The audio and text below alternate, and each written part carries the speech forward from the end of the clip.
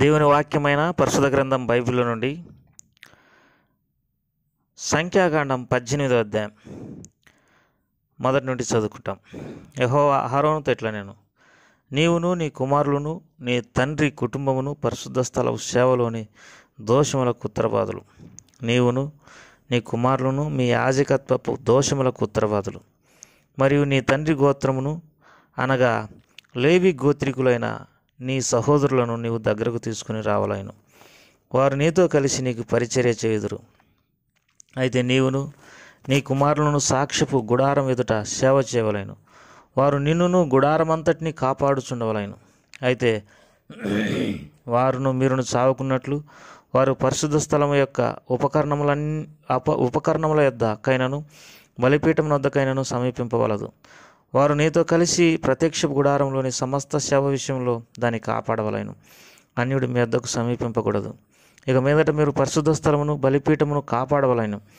అప్పుడు ఇజ్రాయేలుల మీదకి కోపం రాదు. ఇదిగో నేను ఇజ్రాయేలుల మధ్య నుండి లేవీయులైన మీ సహోదరులను తీసుకుని ఉన్నాను. ప్రత్యక్షపు గుడారం యొక్క సేవ చేయుటకు వారు యెహోవా వలన మీకు అప్పగింపబడి ఉన్నారు. కాబట్టి నీవును నీ కుమారులను బలిపీఠం నొద్ది పనులన్నిటి విషయంలోనూ అడ్డతెర లోపలి దాని విషయంలోనూ యాజకత్వం జరుపుచూ సేవ చేయవలెను. దయచేతనే మీ యాజకత్వపు సేవ నేను మీకు ఇచ్చున్నాను. అన్యుడు సమీపించిన మరణశిక్ష నొందును. మరియు యెహోవా అహరోనుతో ఇట్లా నేను ఇదిగో ఇజ్రాయేలీయులు ప్రతిష్ఠించు వాటన్నిటిలో నా ప్రతిష్టార్పణములను కాపాడు పని నీకు ఇచ్చున్నాను. అభిషేకమును బట్టి నిత్యమైన కట్టడ వలన నీకును నీ కుమారులకును నేను ఇచ్చున్నాను. అగ్నిలో దహింపబడని అతి పరిశుద్ధమైన వాటిలో నీకు రావాల్సిన ఏవనగా వారి నైవేద్యములన్నిటిలో, వారి పాప పరిహారార్థ బలులన్నిటిలోనూ, వారి అపరాధ పరిహారార్థ బలులన్నిటిలోనూ వారు నాకు తిరిగి చెల్లించు అర్పణలన్నీ నీకును నీ కుమారులకును అతి పరిశుద్ధమైన వగును. అతి పరిశుద్ధ స్థలంలో మీరు వాటిని తినవలెను. ప్రతి మగవాడును దాన్ని తినవలెను. అది నీకు పరిశుద్ధముగా ఉండును. మరియు వారి దానములలో ప్రతిష్ఠింపబడినది ఇజ్రాయేలీలు అల్లాడించు అర్పణలన్నీ నీ వగును. నీకును నీ కుమారులకును నీ కుమార్తెలకును నిత్యమైన కట్టడ వలన వాటిని ఇచ్చి తిని నీ ఇంటిలోని పవిత్రులందరూ వాటిని తినవచ్చును. వారు యెహోవాకు అర్పించు వారి ప్రథమ ఫలములను అనగా నూనెతో ప్రశస్తమైనదంతయు ద్రాక్షరస ధాన్యములలో ప్రశస్తమైనదంతయు నీకు ఇచ్చి తిని వారు తమ దేశ పంటలన్నిటిలో యెహోవాకు తెచ్చు ప్రథమ ఫలములు నీవ్యగును. నీ ఇంటిలోని పవిత్రులందరూ వాటిని తినవచ్చును. ఇజ్రాయేలీలలో మీరు కట్టబడిన ప్రతి వస్తువు నీదగును. మనుషులలోనిదేమి జంతువులలోనిదేమి వారు యెహోవాకు అర్పించు సమస్త ప్రాణులలోని ప్రతి చూలు నీదగును. అయితే మనుషుని తొలిచూలి పిల్లలను వెల ఇచ్చి విడిపింపవలెను. అపవిత్ర జంతువుల తొలి పిల్లను వెల ఇచ్చి విడిపింపవలెను. విడిపింపవలసిన వాటిని పుట్టిన నెల నాటికి నీవు ఏర్పరచు వెల చొప్పున పరిశుద్ధ మందిరం యొక్క తులపు పరిమాణమును బట్టి 5 తులముల వెండి ఇచ్చి వాటిని విడిపింపవలెను. తులము 20 చిన్నములు. అయితే ఆవు యొక్క తొలిచూలిని, గొర్రె యొక్క తొలిచూలిని, మేక యొక్క తొలిచూలిని విడిపింపకూడదు. అవి ప్రతిష్ఠితమైనవి.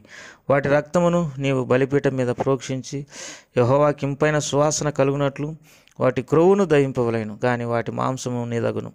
అల్లాడింపబడు బోరయు కుడి జబ్బయు నీదైనట్లు అదియు నీదగును.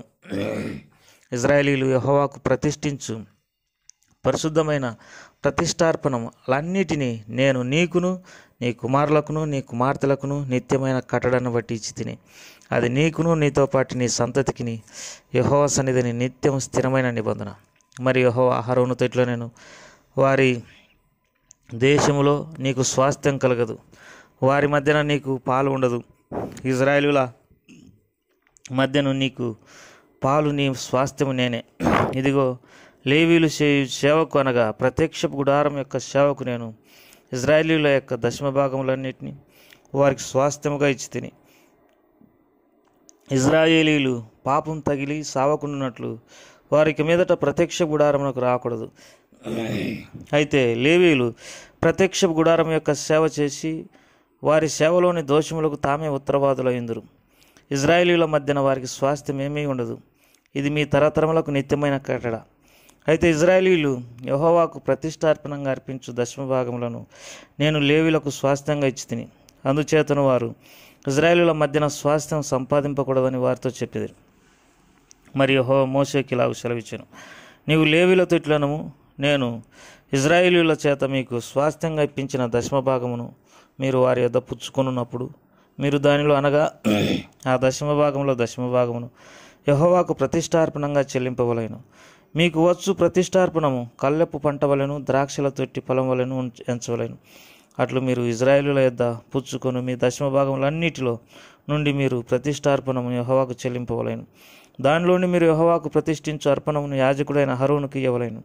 మీకేబడు వాటన్నిటిలో ప్రశస్తమైన దానిలో నుండి యెహోవాకు ప్రతిష్ఠించు ప్రతిష్టార్పణమును అనగా దాని ప్రతిష్ఠిత భాగమును దానిలోని ప్రతిష్ఠింపవలెను. మరియు నీవు వారితో మీరు దానిలో నుండి ప్రశస్త భాగమును అర్పించిన తర్వాత మిగిలినది కళ్ళపు వచ్చుబడి వలెను ద్రాక్ష తొట్టి వచ్చుబడి వలెను లేవీయులదని ఎంచవలెను.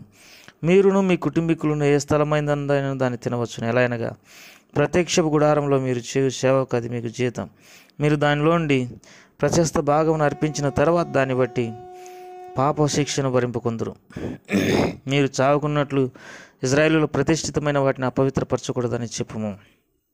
దేవుడి వాక్య భాగాలను మన కొరకై దీవించి ఆశీర్వదించునుగాక. ప్రియమైన సోదరి సోదరులారా, ఈ అధ్యాయంలో దేవుని సేవ, మరి సేవకులు వారు జీవించాల్సినటువంటి విధానము అనగా ఏవేవి వారికి చెందవలసినవో వారు బ్రతుకుటకు అనే సంగతులు ముఖ్యంగా మనము ఈ అధ్యాయంలో అనగా సంఖ్యాకాండం 18వ అధ్యాయంలో చూడగలం. దేవుని వాక్యంలో ఒక మాట రాయబడింది. మొదటి వచనంలో, సంఖ్యాకాండం 18 మొదటి వచనంలో, యెహోవా అహరోనుతో ఇట్లనెను, నీవును నీ కుమారులను నీ తండ్రి కుటుంబమును పరిశుద్ధ స్థలపు సేవలోని దోషములకు ఉత్తరవాదులు. నీవును నీ కుమారులను మీరు యాజకత్వపు దోషములకు ఉత్తరవాదులు. యాజకత్వ సేవ లేవీయులకు అప్పచెప్పబడింది. అందులో యాజకత్వం అహరోను కుటుంబానికి అప్పచెప్పింది. అందులో ఏదైనా దోషం తగిలితే దానికి ఉత్తరవాదులు ఈ అహరోను వారి కుమారులని దేవుని వాక్యంలో రాయబడింది. దేవుని వాక్యంలో ఏదైనా దోషం తగిలినప్పుడు, అంటే ఇజ్రాయేలీయులు సేవలో ఏదన్నా పొరపాటు జరిగినప్పుడు ఆ దోషము వీరి మీద మోపబడుతుందని దేవుని వాక్యంలో రాయబడింది. ప్రియమైనటువంటి వారలారా, దేవుని వాక్యంలో లేవియా కాండంలో ఒక శ్రేష్టమైనటువంటి సంగతి ఈ అహరోను అతని కుమారులకు జరిగినటువంటి ఒక పరిస్థితిని మనము చదువుకోగలం. లేవియా కాండం 10వ అధ్యాయం.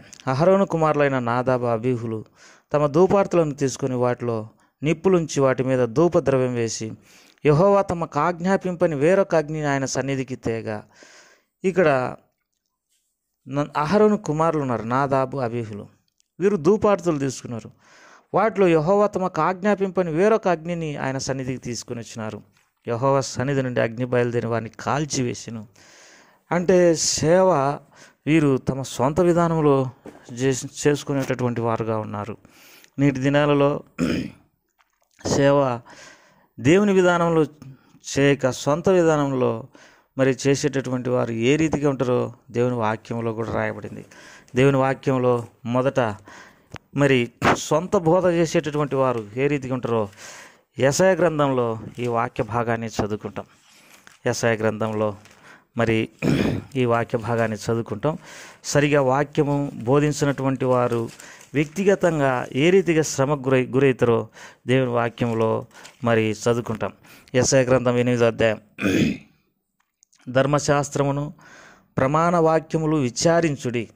వాక్యము చెప్పేటటువంటి వారు లేకపోతే సేవ చేసేటటువంటి వారు ధర్మశాస్త్రాన్ని ప్రమాణ వాక్యాన్ని అయితే ఏదైతే దేవుని చేత సరిచూడబడి మనకు అనుగ్రహించబడిందో ఆ ప్రమాణ వాక్యాన్ని విచారించుడి. ఈ వాక్య ప్రకారం వారు బోధించని ఎడల వారికి అరుణోదయం కలగదు.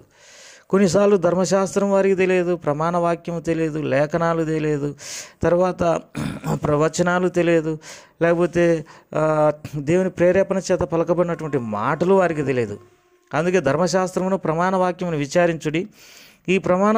ఈ వాక్య ప్రకారం బోధింపని ఎడల వారికి అరుణోదయం కలగదు. అటువారు ఇబ్బంది పడుచు ఆకలిగొని దేశ సంచారం చేదురు. ఆకలిగొనుచు వారు కోప్పడి తమ రాజు పేరును తమ దేవుని పేరును శాపవచనములు పలుకుచు మీదు చూతురు. భూమి తట్టు తేరి చూడగా బాధ, అంధకారం, దుస్సహనమైన వేదనలు కలుగు. వారు గాఢాంధకారంలోనికి తోలివేయబడతారు. ఎవరైతే ధర్మశాస్త్రాన్ని సరిగా చదువుకోరో, వాక్య ప్రమాణాన్ని సరిగా విచారించరో, వారు ఆ రీతిగా బోధించడం వలన వారికి అరుణోదయం వెలుగు కలగదు. అటు వారు ఇబ్బంది పడతారు. చాలామంది ఇబ్బంది పడేటటువంటి వారుగా, ఆకలి కొనేటటువంటి వారిగా, దేశ సంచారం చేసేటటువంటి వారిగా, ఆకలి కొని మరి వారి మీద వీరి మీద గొనిగేటటువంటి వారుగా, మరి దేవుని శపించేటటువంటి వారుగా, దేవుడు మమ్మల్ని ఇట్లా చేసినాడు చూడు అనేటటువంటి వారుగా ఉన్నారు. దీనికి గల కారణం ఏంటిదంటే, ప్రియమైనటువంటి వారులారా, వారు ఇంకా ఏ రీతిగా ఉంటారంటే గాఢాంధకారంలోనికి తోలివేయబడదు. వేదనలు కలుగుతాయి, మరి అంధకారం వారికి కలుగుతాయి, బాధలు కలుగుతాయని దేవుని వాక్యంలో రాయబడింది. కారణం ఏంటంటే ప్రమాణ వాక్యాలను సరిగా విచారించరు, వాక్యం చదువుకోరు, ప్రార్థన చేసుకోరు, వాక్యాన్ని ధ్యానించరు. ప్రతి అధ్యాయం వెంబటి అధ్యాయం వాక్యాన్ని తరచుగా చదువుకునే అలవాటు లేదు. న్యూస్ పేపర్లు, వార్తలు, లోక రాజకీయాలు, సంఘాల్లో జరిగే మరి కొన్ని విషయాలు ఎక్కువగా మాట్లాడుకుంటూ మరీ విపరీతమైన భక్తిహీనులు అయిపోయినారని దేవుని వాక్యంలో రాయబడింది. దేవుని వాక్యంలో ఈ మాట రాయబడింది, విపరీతమైనటువంటి వట్టి వాదములకు విముఖుడవై ఉండుము. అటు మాట్లాడువారు వట్టి మాటలకు దూరంగా ఉండము. అటు మాట్లాడువారు మరీ ఎక్కువగా భక్తిహీనులు అయిపోయినారని రాయబడింది. వాక్యం చదవటం లేదు, ప్రార్థన చేసుకోవటం లేదు, వాక్యాన్ని ధ్యానించడం లేదని అంటే వారు భక్తిహీనులైనారని అర్థం. ఇక్కడ లేవ్యాకాండంలో మరి నాదాబు, అబీహులు దేవుడు తమకు ఆజ్ఞాపించని వేరొక అగ్నిని తీసుకుని రావడం వలన దేవుడు వారిని అగ్ని చేత కాల్చి చంపినాడు. దైవ సేవ సరిగా చేయకపోతే మరి దేవుడు మనను ఏ విధమైన శిక్ష అయినా విధించవచ్చు. రకరకాల వ్యాధులను కలగజేయచ్చు, సమస్యలను కలగజేయచ్చు, ఇబ్బందులను కలగజేయచ్చు. ఎందుకంటే మరి దేవుని వాక్యంలో రాయబడినట్టు మరి పరిశుద్ధ స్థలపు సేవలోని దోషములకు ఉత్తరవాదులు అహరోను అతని కుమారులే. నీవును నీ కుమారులను మీ యాజకత్వపు దోషమునకు ఉత్తరవాదులు. కాబట్టి యాజకత్వ దోషమునకు ఉత్తరవాదులు మీరే. దేవుడు ఇంకొక మాట కూడా మరి ఈ విషయంలో అంటాడు. ఏమంటాడంటే సంఖ్యాకాండం 18:7 దయచేతనే మీ యాజకత్వపు సేవ నేను మీకు ఇచ్చినాను. దేవుడు ఏ విధమైన మరి యోగ్యత లేకపోయినప్పటికీ అహరోనుకు అతని కుమారులకు దయచేతనే యాజకత్వ సేవ అనుగ్రహించినాడు. ప్రియమైన సోదరుడా, మనమందరం దేవుని సేవకై పిలువబడినాం. నిజంగా గొప్ప భాగ్యం. మరి ఒక గొప్ప దైవజనుడు మాట్లాడినట్టుగా మరి గొప్ప ఉద్యోగం భూమి మీద ఏదైనా ఉంది అంటే అది దైవ సేవే. అటువంటి శ్రేష్టమైనటువంటి దైవ సేవలోకి నేను ఏ రీతిగా వచ్చినామంటే దయచేతనే అనేది మనం మర్చిపోకూడదు. కనుక ఎంతో జాగ్రత్తగా, భక్తిగా, ఎంతో నమ్రతతో, వినయంతో మరి దేవుని సేవను మరి జరిగించాల్సినటువంటి వారమైంటున్నాం. అందుకే మరి దేవుని వాక్యంలో రాయబడింది, నా కుమారులారా, యెహోవా తనకు సేవ చేయడానికి, ధూపం వేయడానికి మిమ్మల్ని ఏర్పరచుకుని ఉన్నాడు గనక మీరు అశ్రద్ధ చేయకుడి అని దేవుని వాక్యంలో రాయబడింది. ప్రియులారా, మనము అశ్రద్ధ చేయకూడదు, ఎంత మాత్రం నిర్లక్ష్యంగా ఉండకూడదు. ఎంతో జాగ్రత్తగా, పట్టుదలతో, మరి ఎంతో తీవ్రతతో మనం దేవుని సేవించాల్సినటువంటి వారమైంటున్నాం. ఇక్కడ ఇంకొక మాట రాయబడింది, అన్యుడు సమీపించిన ఎడల మరణశిక్ష నొందును. సంఖ్యాకాండం 18:7 చివరి భాగంలో అన్యుడు సమీపించిన ఎడల మరణశిక్ష నొందును. ప్రియమైనటువంటి వారులారా, అన్యునికి దేవుని యొక్క క్రమం తెలియదు. మనం ఎంత మాత్రం దైవ సేవలోకి అన్యులను రానియకూడదు. వారికి తెలియదు, దేవుని నియమాలు తెలియదు, దేవుని పరిశుద్ధత తెలియదు, దేవుని యొక్క శక్తి తెలియదు, దేవుని యొక్క విధానాలు తెలియదు, దేవుని యొక్క కట్టడలు తెలియదు, దేవుని యొక్క నీతి న్యాయ విధులు మరి తెలియదు, దేవుని యొక్క ఆజ్ఞలు తెలియదు. ఇటు వారిని మనం రానియకూడదు. అన్యులు, వారికి తెలియదు. కాబట్టి దేవుని సేవ దేవుని బిడ్డలైనటువంటి వారు జరిగించాల్సినటువంటి వారు అంటున్నారు. తర్వాత వారికి ఆహారం గురించి దేవుని వాక్యంలో రాయబడింది చాలా విషయాలు. ఈ విషయాలు సంఖ్యాకాండం 18:8 నుండి చివరి వరకు వారు ఏవే విషయాలలో వారు మరి ఆహారంగా లేకపోతే తమకు అవసరమైన వాటిని తీసుకుని వచ్చునో మరి దేవుని వాక్యంలో రాయబడింది. 8వ వచనంలో మరి అహరోనుతో ఇట్లా, నేను ఇదిగో ఇజ్రాయేలీలు ప్రతిష్ఠించు వాటన్నిటిలో నా ప్రతిష్టార్పణలను కాపాడు పని నీకు ఇచ్చున్నాను. అభిషేకంను బట్టి నిత్యమైన కట్టడ వలన నీకును నీ కుమారులకు నేను ఇచ్చున్నాను. అగ్నిలో దహింపబడిన అతి పరిశుద్ధమైన వాటిలో నీకు రావాల్సినవేవనగా వారి నైవేద్యములన్నింటిలోనూ, వారి పాప పరిహారార్థ బలులన్నింటిలోనూ, వారి అపరాధ పరిహారార్థ బలులు అన్నింటిలోనూ నాకు చెల్లించు అర్పణలన్నీ నీకును నీ కుమారులకును అతి పరిశుద్ధమైన వాగును. ముఖ్యంగా దేవుని వాక్యంలో ఒక సంగతి మనం గుర్తుపెట్టుకోవాలి. నీవు పిసుకు ప్రతి ముద్దలో ప్రతి మొదటి ముద్ద యాజకునిది అగును అని దేవుని వాక్యంలో రాయబడింది. యాజకుడు చీల్చబడిన దాన్ని, చచ్చిన దాన్ని తినకూడదు. ప్రియమైనటువంటి వారులారా, విశ్వాసులైనటువంటి వారు కూడా యాజకులకు లేకపోతే సేవకులకు మరి వారు జీవించడానికి కావలసినటువంటి వాటిని ఇయ్యాల్సినటువంటి వారై ఉంటున్నారు. చూడండి, మీ మధ్య యాజకులకు స్వాస్థ్యం లేదు కనుక మీరు యాజకులను చేయి విడవలదని దేవుని వాక్యంలో రాయబడింది. దేవుని వాక్యం సెలవిస్తుంది, ఉపదేశం పొందువాడు ఉపదేశించు వానికి మంచి పదార్థములన్నింటిలో భాగమే వలనని రాయబడింది. కాబట్టి మనం పిసుకు ముద్దలో ప్రతి మొదటి ముద్ద యాజకునిది అగును. దీని అర్థం ఏంటంటే యాజకులకు స్వాస్థ్యం లేదు, లేకపోతే మన భాషలో వారికి ఉద్యోగాలు లేవు, వారికి ఆస్తులు అని మనం వారిని విడిచిపెట్టడం అది మంచిది కాదు. విశ్వాసులు ఎంతో సంపాదించుకుంటుంటారు, మంచి ఇండ్లు, మంచి పరిస్థితులు కలిగి ఉంటారు, కానీ సేవకుల విషయంలో ఎంతో నిర్లక్ష్యంగా ఉంటారు, వారిని పట్టించుకోరు, సేవకులను ఎంతో తక్కువగా చూస్తారు. ప్రియమైనటువంటి వారులారా, న్యాయాధిపతుల గ్రంథంలో మీకా మరి ఒక వ్యక్తిని తనకు యాజకునిగా ప్రతిష్ఠించుకోవడం ద్వారా తనకు క్షేమం కలుగునని తలస్తూ వచ్చినాడు. ఎక్కడ దేవుని సేవకుల విషయంలో జాగ్రత్త కలిగి ఉంటారో ఆ కుటుంబాలు ఎంతో ఎక్కువగా దీవించబడతాయి.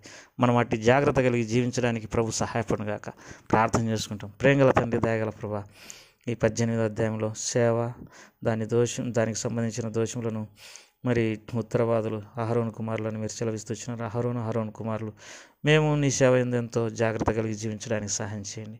అన్ని విషయాలు కృప చూపించండి. యేసు ప్రభువారి నామం పేరట అడిగి వేడుకుంటున్నాం తండ్రి. ఆమేన్.